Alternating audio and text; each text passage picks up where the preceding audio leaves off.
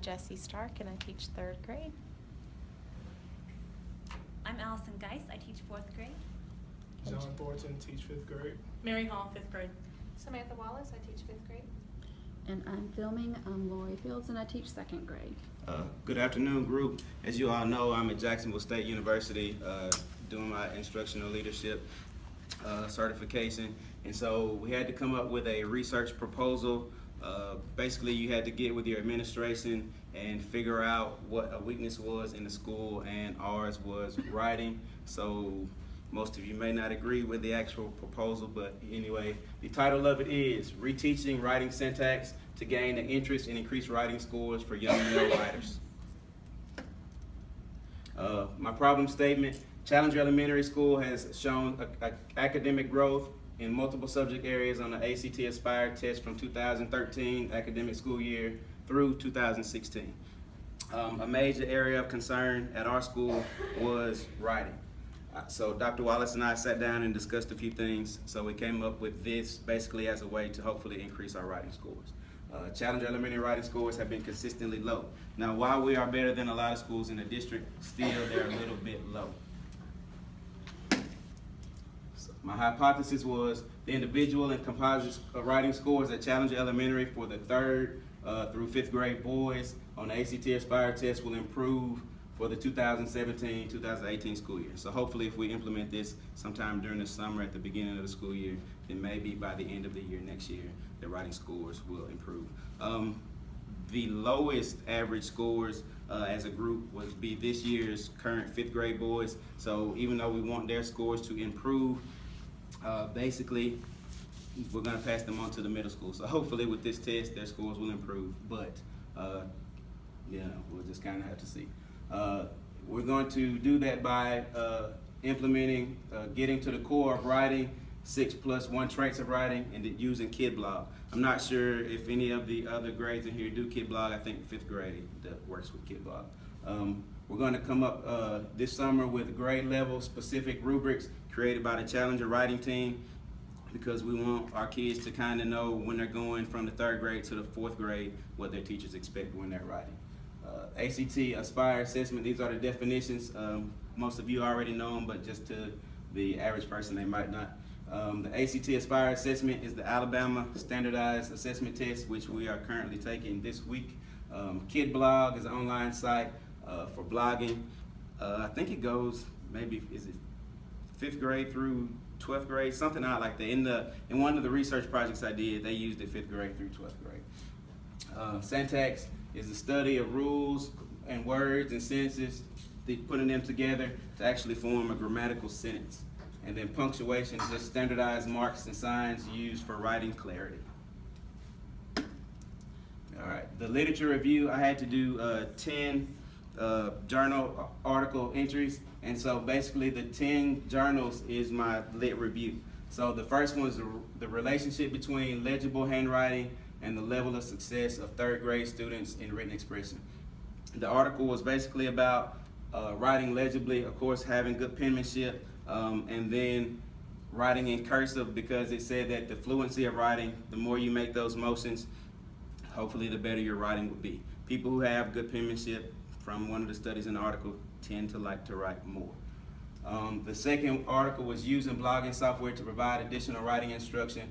This one actually mentioned KidBlog, talking about the comfort zone of the students, that if they didn't want to get up in front of the class and present, then they could at least type their answers in, plus it helped them work on grammatical type stuff in that article.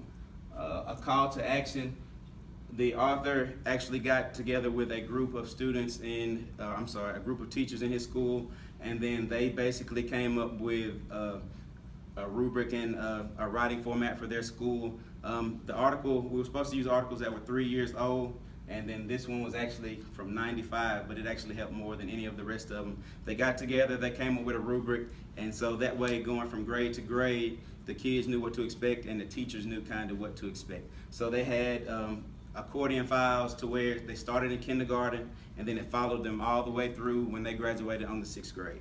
So that way you can see how their writing changed and everything like that. So because those same kids that were going to graduate from that elementary school in the 6th grade were still going to be in that system. So hopefully they were training those writers up, making it easier for the teachers each year.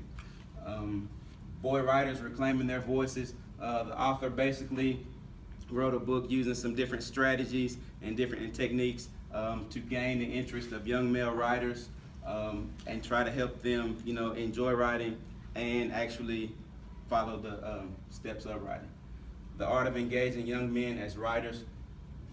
This one was about a group of art students at a university they formed an after-school program with some of the elementary boys who weren't so great at writing, and basically they let them use pieces of art as the subject. So they talked about it, discussed it, researched it, and then they helped them write. Hopefully what it was supposed to do was gain the interest of the boys as far as, hey, stuff that they didn't think they would like, and make it more interesting for them to actually start writing. The Year of Writing, the author actually started that article talking about the low reading scores in her school, but after, I think it was 2 years maybe, they got the reading scores where they needed to be. They focused on writing because the reading made the writing a little bit easier, was the thought of it all. So, but they did that, and so she said with the techniques that they used the 6+1 writing traits, and it worked out really well for her school. Writing is not something I do, engaging reluctant male writers. They came up with different strategies as well. A lot of them we're going to try to implement a couple of them. But they just came up with some different strategies. Basically, a rubric was formed with theirs too, to gain the interest of young male writers, kind of letting them talk about their own topics when writing instead of giving them an already scripted topic. Explicitly teaching struggling writers strategies for mastering the writing process. This lady came up with her own 6 strategies, and so it was very similar to the 6+1, but the author came up with her own 6, and with her her classroom assistant, they figured out a way to help the kids write. She did different things like she laminated regular sheets of paper and even some bigger sheets of paper, gave the kids dry erase markers, and kind of let them write in different stuff using sentences and sentence forms. What goes on inside my head when I'm writing a case study of 8 or 9-year-old boys.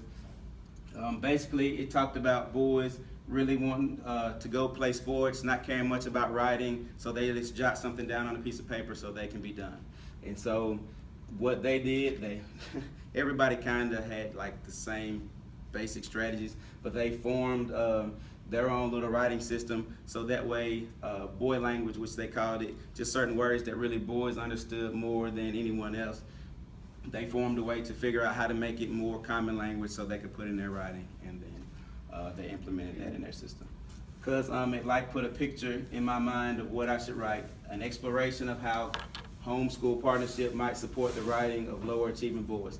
What they are saying is that they put it kind of in the hands of the parents. They sent the shoebox home from the school. The kids had to come back, of course not steal something, but come back with 5 different items in that shoebox, something that was their interest, and then they got to write about it. So they felt like that if it came from home, then the parents would take more ownership of it, and then so would the students. And so basically I had to kind of piece all those together, and then that was my literature review.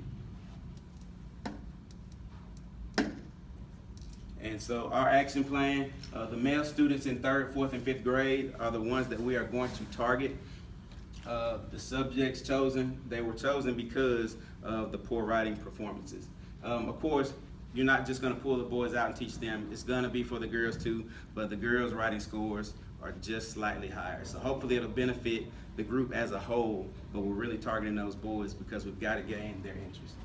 The dependent variable in my action plan are the low scores of the male population. The independent variable is the intervention used to close the gaps between the males and the females. So that's the implementation of the interventions of what our teachers are going to do. The teacher intervention focus more on the syntax of writing, because some of them, they kind of get lost in what they're trying to say when they're writing. So they go round and round and round and never make us understand what the point is. And then the teacher instruction comes through a variety of games, formative assessments such as worksheets, daily quizzes, and weekly tests. All right, so basically what we're gonna try to do sometime this summer is come up with a writing rubric. Also, the first 20 minutes and implement it when we come back to school. So the first 20 minutes every day, will be dedicated to writing. I know it's a little difficult for you to do that. Some of you might already do it. And if you have writing later on in today, you can later on in the day, you can piggyback that and put it on right then, or you can keep it where it's at. But so that first 20 minutes, the first couple of weeks, you're just kind of getting them used to punctuation, asking them different questions through games and different stuff like that. You could do bingo with it, just kind of getting them ready for, you know, the writing process. And so even with that being said, you can hopefully at some point, once they get comfortable with, you know, the structure of a sentence, then they can piece together some stuff. Let them pick out the subjects, because if they're more interested in a topic, and of course you kind of have to limit it, because from the research it said that boys like a lot of blood and a lot of gore, and so we try to limit that with our society today because of the way things are. People get wrapped up in video games and try to live a video game life. But basically, if you let them kind of pick the topic, then it's saying that they will be they'll take more ownership and they would enjoy it a little bit more.